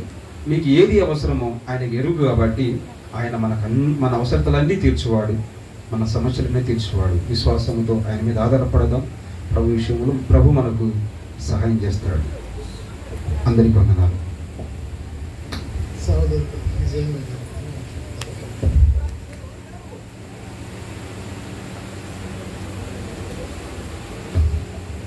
పిల్లారా, మీకు అందరికీ నా ప్రేమ వందనాలు. అంకుల్ నాకు దాదాపుగా 22 సంవత్సరాల నుంచి బాగా పరిచయం. 2 ఏళ్ళకు వచ్చిన కొత్తలో నేను జ్ఞానాపురంలో సంఘం నుంచి బాగా పరిచయిస్తున్నాను పిల్లరా. మరి నేను 2002 నుంచి సంఘంలో కొనసాగినాను పిల్లరా. మరి 2002, 2003, 2004లో అంకుల్ నాకు ఇంకొక అన్నకు కూడా మమ్మల్ని గుర్తించి సంఘానికి వచ్చే విధానాన్ని గుర్తించి పెద్దలు అంకులు ఇంకొక సహోదరుని ద్వారా నన్ను దేవుని బిడ్డగా గుర్తించి నన్ను రక్షణలోకి నడిపించినారు. తర్వాత అంకులు తర్వాత సికామన్ అంకులు ఇద్దరు కలిసి నాకు ఇంకొక సహోదరుడు అన్నకు ఇద్దరికి గెలిచి బాప్తీసం ఇచ్చి సంఘంలో స్థిరపరిచినారు పిల్లరా. ఇంకా సంఘానికి ఆ విధంగా జ్ఞానాపురంలో కొనసాగుతుండగా అంకుల్ని చూసి నిజంగా ఆయన చూసి చాలా నేర్చుకున్న పిల్లరా. ఎందుకంటే ఆయన్ని ప్రేమించే విధానంలో, తర్వాత వాక్యం చెప్పే విధానంలో కూడా చాలా చక్కగా చెప్తాడు వాక్యం. నాకు అంకులు చెప్పే వాక్యం అంటే బాగా ఇష్టం పిల్లరా. ఆ రీతిగా అంకుల్ విధానాన్ని చూసినప్పుడు మందిరానికి వెళ్తే భయం పుట్టేది. ఆయన అంటే సంఘాన్ని బాగా స్ట్రిక్ట్గా నడుపుకునేటువంటి వ్యక్తి. ఉంటే ఇలా ఉండాలి కుటుంబంలో అనేటువంటి విధానాన్ని చూసినాం పిల్లరా.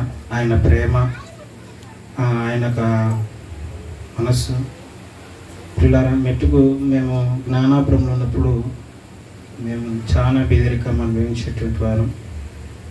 ఏదేమైనప్పటికీ మేము కొత్తగా ఆ సంఘంలో స్థిరపడినప్పుడు మా అన్నలకు కూడా అక్కడే వివాహం జరిగినప్పుడు సంఘం కొత్తగా పరిచయం అయినప్పటికీ అంకులు దగ్గరుండి మరి మాకు ఎవరు ఉన్నా లేకపోయినా దగ్గరుండి మమ్మల్ని ప్రేమించి రాత్రి ఆన్నేమనుకొని మన సంఘంలో మాకు సరైన వసతి లేదు పిల్లరా. మరి నేను బాగా గమనించినాను అంకుల్ను. రాత్రిల్లా అక్కడే ఉండి రాత్రి కొడుకుని జరిపించినాడు. తర్వాత ఉదయం లేట్ అయినప్పటికీ కూడా పాపం అక్కడే ఉండి మా కుటుంబానికి పిల్లరా మరి అన్ని విషయాలలో అన్నల వివాహాన్ని మాకు ఎవరు తెలియదు. మామూలుగా అయితే నంద్యాలకు వచ్చినప్పుడు కానీ ఒక తండ్రిగా, ఒక పెద్దగా ఉండి మా కుటుంబంలో మాకు ఎంతగా తోడున్నాడంటే ఆయనను నిజంగా జ్ఞాపకం చేసుకుంటే పిల్లరా అంతగా మమ్మల్ని ప్రేమించి మళ్ళా మేము కొంతకాలం ఇక్కడ నుంచి మళ్ళీ మా ఊరికి పోయినప్పుడు ఇంకా తిరిగి వచ్చేసరికి సంఘం లేదు. సంఘం ఏందో పాపం ఇట్లా అయిపోయిందని ఆలోచన చేసినప్పుడు మళ్ళీ ఇక్కడికి వచ్చినప్పుడు మళ్ళీ అంకులు మా ఇంటి దగ్గరికి వచ్చి, నైనా ఎందుకు నైనా అక్కడిక్కడ నేను కోయిలగుంట్లకు వెళ్ళేవాడిని పిల్లల ఆరాధనకు. ఆ రీతిగా కోయిలగుంట్లకు వద్దు నైనా, మనం ఇక్కడే ఉన్నాం, మన కొన్ని కుటుంబాలుగా వచ్చినాం కాబట్టి మనం ఇక్కడనే ఒక తల్లి పిల్లలుగా ఉండాలని చెప్పి అంకులు మరి మా అన్నలు అందరూ ఆలోచన చేసి మనం ఇక్కడనే ఒక 2-3 కుటుంబాలుగా కూడుకొని దేవుని సంఘాన్ని ఏర్పాటు చేసుకుందామని ఆలోచన చేసినప్పుడు పిల్లరా మరి అంకులు దగ్గరుండి ఒక రూమ్ బాడిగ తీసుకొని మరి ఈ సహవాసాన్ని ప్రారంభించాం పిల్లరా. మరి ఈ రీతిగా నాకు వాస్తవంగా ప్రార్థన చేయడానికి రాదు, పాటలు పాడడానికి రాదు, వాక్యం చెప్పడానికి రాదు. దగ్గరుండి మరి సోదరుడు ఇప్పుడు ప్రార్థన చేస్తాడు, ఇప్పుడు వాక్యం చెప్తాడు, 2 మాటలు చెప్తాడని దగ్గరుండి ధైర్యపరిచి అలాంటి ప్రోత్సాహపరిచినప్పుడు ఆ వ్యక్తిని గుర్తు చేసుకుంటే నిజంగా అలాంటి పెద్దలు ఇప్పుడు అరుదుగా కనపడుతున్నారు పిల్లరా. ఎందుకంటే వచ్చినట్టే కూర్చుంటున్నారు, కానీ ఎన్ని ఏళ్ళు వచ్చినా, ఎన్ని సంవత్సరాలు వచ్చినా ఎక్కడ ఉండేటోళ్ళు అక్కడే ఉండిపోతున్నారు. అలాంటిది ఎంత ప్రేమించేటోడు అంటే అంకులు ఆ ప్రేమను మళ్ళీ వివరించలేం పిల్లరా. ఇంట్లో కూర్చున్న ఈ రూమ్ చూసినప్పుడల్లా నాకు అంకులే గుర్తుకొస్తాడు, ఎందుకంటే అంత ప్రేమించేవాడు అంకుల్.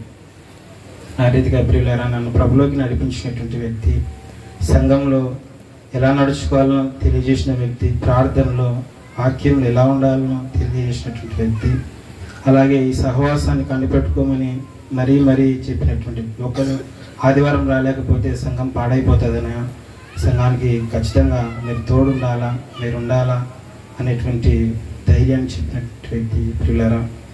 మరి అలాంటి వ్యక్తి మాకు ఇక్కడ ఒక తండ్రి లాంటి వాడు, ఒక పెద్దగా ఉండి మా కుటుంబాలకు కానీ సంఘ కుటుంబాలకు కానీ ఎంతో ధైర్యాన్ని ఇచ్చేటువంటి వ్యక్తి పిల్లరా. మరి అలాంటి వ్యక్తిని ఈరోజు జ్ఞాపకం చేసుకుంటున్నామంటే నిజంగా దేవుని కృప పిల్లరా. మరి ఈ కుటుంబం కూడా పరిచర్య విషయంలో చాలామంది ఉండేది. ఏది ఏమైనప్పటికీ పిల్లరా మాకు కొన్ని తెలియకపోయినప్పటికీ ఈ కుటుంబం ద్వారా మేము కొన్ని నేర్చుకోగలిగాం. దేవుని పిల్లలంటే ఇలా ఉండాలి, వీరి వలె ఉండాలి, ఇట్లుండాలని దేవుని మహాకృపను బట్టి అంకుల్ని చూసినప్పుడు అంకుల్ విధానాన్ని, అంకుల్ ప్రేమను, ఆయన చూపేటువంటి ప్రేమను ఎన్నటికీ మర్చిపోలేం పిల్లరా. నిజంగా ఇంటికి వస్తే ఏ విషయంలో కొదవ లేకుండా చూసుకుంటాడు, అంతగా ప్రేమించేటువంటి వ్యక్తి పిల్లరా. మరి నిజంగా అంకుల్ లేని లోటును నిజంగా లేడంటే నిజంగా నమ్మలేని స్థితి. అంతగా ప్రేమించి కండ్ల ముందుంటే మెదిలేటువంటి వ్యక్తి పిల్లరా. ఇంటికి వచ్చి కూర్చొని సంతోషంగా మాట్లాడే వ్యక్తి, కష్ట సుఖాలు చెప్పు ఎంత ఒక స్నేహితుని వలె, ఒక తండ్రి వలె. నిజంగా అంకుల్ చూసినప్పుడు ఇలాంటి పెద్దను మరలా మనకు ఉంటాడో ఉండడో తెలియదు, కానీ పిల్లరా మొత్తానికి అంకుల్ను జ్ఞాపకం చేసుకోవడం దేవుడిచ్చిన మహాకృప పిల్లరా. మరి మా కుటుంబాలను, తర్వాత ఇక్కడున్న కుటుంబాలను ఎవరినే కానీ ఎవరు రాకపోయినా వారి ఇంటికి వెళ్ళి నాయనా సంఘానికి రాకుండా ఉండొద్దు, ఖచ్చితంగా రావాలని చెప్పేటువంటి వ్యక్తి పిల్లరా. అంత ప్రేమించే వ్యక్తి. సంఘానికి రాకపోతే ఇంటికి వచ్చి ఫోన్ చేసి మరి నిజంగా పిల్లరా ఫోన్ చేసి మరీ ప్రేమించే వ్యక్తి. ఒక ధైర్యం అంకుల్ ఉంటే అంత ప్రేమించేటువంటి పిల్లరా. కాబట్టి మరి ఈ విధంగా ఆయన జ్ఞాపకం చేసుకోవడం అది మనకు దేవుడిచ్చిన ఆశీర్వాదం పిల్లరా. దేవుడి కొద్ది మాటలను దీవించిన. మంచిది, దేవునికి స్తోత్రం. ఇంతవరకు మరి పెద్దలు మనతో సాహసం కలిగిన వారు మరి కొన్ని మాటలు తెలియజేశారు. మీ అందరికీ పేరు వందనాలు. మరి సేవా సంబంధంగా ఇంతవరకు మీ అందరికీ తెలుసు. మరి నేను కూడా నా తండ్రిని గురించి ఒక మాట జ్ఞాపకం చేస్తాను. ఆయన ఎలాంటి వాడంటే అగ్రికల్చర్ ఆఫీసర్ గారు డ్యూటీ చేసినాడు. ఆయన సర్వీస్ అంతా చెట్టుకు యేసుక్రీస్తు అందరికీ ప్రభు. డ్యూటీలో కూడా ఆ బ్యాడ్జ్ పెట్టుకొని పనిచేసినాడు. ఆయన మహానంది మండలంకి ఆయన ఆఫీసర్గా డ్యూటీ చేసినాడు. కానీ సాక్షిగా ఎక్కడ పోయినా ప్రభు సాక్షిగా పెద్ద పెద్ద ఆఫీసర్లు వస్తారు, అందరూ ఎంతమంది వచ్చినా కూడా అది తీసేటోడు కాదు. లాస్ట్ నాయనకు బాగాలేక ఆసుపత్రికి పోయేటప్పుడు కూడా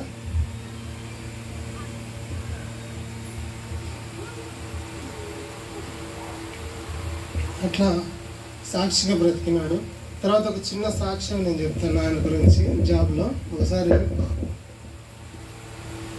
ఒక ఫ్లడ్స్ వచ్చినప్పుడు నాన్న వాళ్ళకి డ్యూటీ వేస్తారు, ఏదన్నా వాళ్ళకి రాయడానికి, నష్టపోయిన పరిహారం చేయడానికి.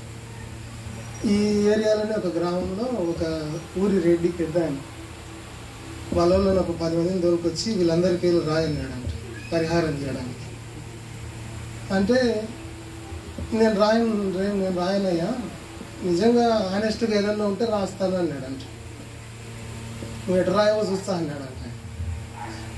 నువ్వు రాయకుంటే నీ కథ అయిపోతుంది, ఎటు రాయవో నేను చూస్తాను అని చెప్పి ఆయనను బాగా బెదిరించినాడు. ఏమైనా చేసుకో సార్, మళ్ళీ నేనైతే రాయను ఇట్లా. అదేదో పడి ఎప్పుడో పడిపోయిన మిద్ద చూపించినాడు. దాంట్లో అన్ని చెట్లన్నీ మొలిసినాయంట. మొన్న గాలివానకు పడింది, నష్టపరిహారం రాయండి అంటే ఇట్లా రాస్తాము అని ఎంత చెప్పినా ఎనుకోకుండా వచ్చినాడు. మన ఇంటికి వచ్చినాడు. మేము జ్ఞానాపురంలో ఉన్నప్పుడు నేను చిన్నవాడిని.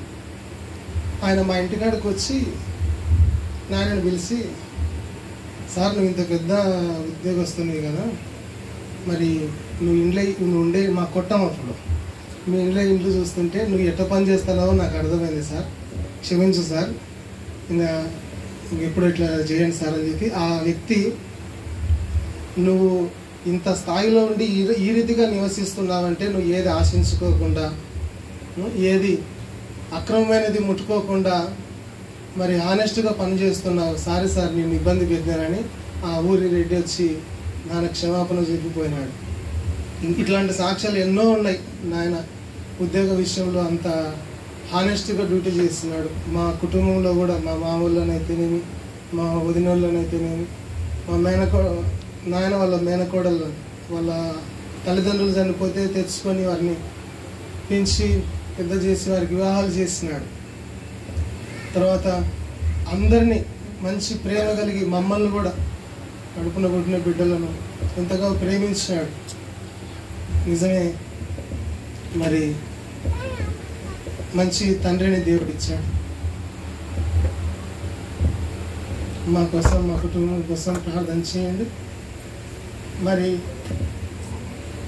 దేవుడే ఆదరించేవాడు, ఎంతవరకు అంకులు చెప్పినాడు. నిజమే, వాక్యమే ఆదరించేది. మరి శరీరీతిగా తండ్రి నా వద్ద లేకపోయినా మరి పరలోకపు తండ్రి అంతకన్నా గొప్ప దేవుడు మా కుటుంబాన్ని విడువక మరి ఆదరిస్తున్నాడు, నడిపిస్తున్నాడు, ధైర్యపరుస్తున్నాడు. మా కొరకు ప్రార్థన చేయండి, సేవ కొరకు ప్రార్థన చేయండి. మరి ఇక్కడే మందిరం కట్టబడుతుంది, మందిరం కోసం కూడా ప్రార్థన చేయండి. మరి నేను ఇంతకుముందే చెప్పాలనుకున్నాను, అప్పుడు సమయం లేక చెప్పలేదు. మరి ఈరోజు ఈ మాటలు నేను జ్ఞాపకం చేసుకుంటున్నాను ప్రభుని బట్టి. మరి అందరికీ తెలుసు, నాకన్నా మీ అందరికీ బాగా తెలుసు. ఎందుకంటే అందరూ మా కుటుంబ సభ్యులు, మా సేవకులే ఉన్నారు, మా పెద్దలే ఉన్నారు. మరి నా తృప్తి కోసం నేను చెప్పుకుంటున్నా ఈ మాటలు. మరి మీ అందరికీ పెట్ట వందనాలు. మా కుటుంబం కోసం మరొక ప్రార్థన చేయండి. మా కుటుంబాన్ని దేవుడి కృపనిచ్చి నడిపించినట్లు ప్రార్థించండి. మరి సమయంలో ప్రార్థన చేసుకుందాం. ముగింపు ప్రార్థన యోనతాన్ అన్నగారు ప్రార్థన చేస్తారు. పెద్దలు రాజారాంకులు గారు ఆశీర్వాదాలు అందిస్తారు. సకల ఆశీర్వాదాలకు కారణభూతుడైన మా యేసయ్య నీకు వందనాలు తెలియజేస్తున్నా. ఈ రాత్రి సమయంలో మరి ఆ జ్ఞాపకార్థ కూడికను ప్రారంభం నుండి ముగింపు వరకు చక్కగా మీరు ఆశీర్వాదకరంగా దీవెనకరంగా మీరు నడిపించిన విధానం బట్టి నేను స్తుతిస్తున్నాను. మరి ఇక్కడ పరిచర్య చేస్తున్న మీ సేవకులు, మరి లాజరన్న వారి కుటుంబంను, పరిచర్యను, కుటుంబ సభ్యులందరినీ మీరు దీవించమని మేము ప్రార్థిస్తున్నాను. అలాగనే కట్టబడుతున్న నూతన మందిరమును కూడా మీరు ఆశీర్వదించండి అయ్యా. చక్కగా మరి మందిరం స్లాబ్ వేయడానికి అయ్యా మీరు కృపను చూపించమని మేము ప్రార్థిస్తున్నాను. కుటుంబ సభ్యులను, రక్త సంబంధికులందరినీ మీరు దీవించి ఆశీర్వదించమని ప్రార్థిస్తూ ఈ కొద్ది ప్రార్థనను మీ సన్నిధికి చేర్చుకొని అడుగుచు యేసయ్య శ్రేష్టమైన నామమున అడుగుచున్నాను తండ్రి, ఆమేన్.